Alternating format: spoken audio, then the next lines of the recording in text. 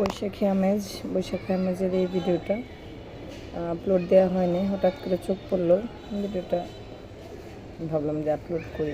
ভালো লাগছে, সবাই রঙিন, খুব রঙিন সাজসজ্জা। স্কুলটাও সুন্দর সাজানো ছিল।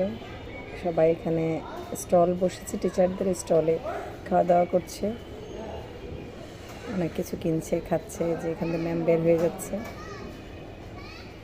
এই যে ম্যাম নীনা মিস এখানে মশলা বিক্রি করছেন। মিসের নিজের পেজ আছে মশলার।